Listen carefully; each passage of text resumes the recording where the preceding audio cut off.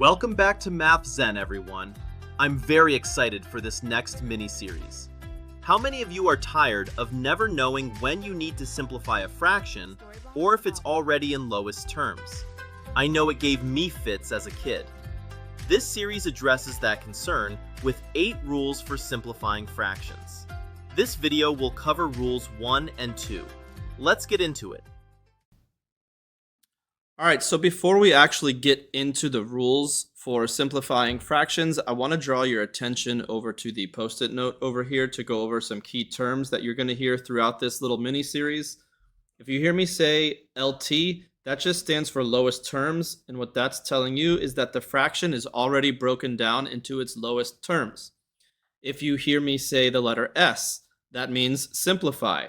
In other words, the fraction still needs to be simplified or broken down. And then you might also hear me say N, which just stands for numerator, and D, which stands for denominator.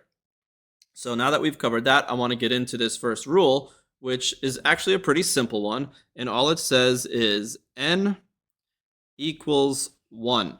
And what that means mathematically is that anytime that you have a unit fraction like 1/2 or 1/5 or 1/8, that means that your fraction is already in lowest terms. So anytime you see a numerator of 1 with a denominator that's greater than 1, your fraction is already in lowest terms. Okay, now let's go ahead and move into rule number 2. And this rule is called even over even. And it is literally what it sounds like. It's when your numerator is an even number and your denominator is an even number. That just means that you still need to simplify your fraction by at least the number 2. So if I had a fraction like 2/4, since 2 is even and 4 is even, I know I need to simplify.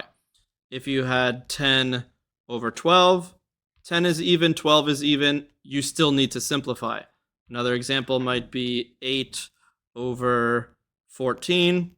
Again, 8 is an even number and 14 is an even number. So again, just remember, whenever you have an even numerator over an even denominator, you still need to simplify by at least the number 2, sometimes a bigger number, but we'll cover that in one of our later rules. Alrighty, that's it for rules 1 and 2. If you haven't already, I'd suggest maybe having these 8 rules written in a math journal so you can quickly refer back to them when needed. Stay tuned for rules 3 through 8. That's all for today. As always, don't forget to find your Math Zen.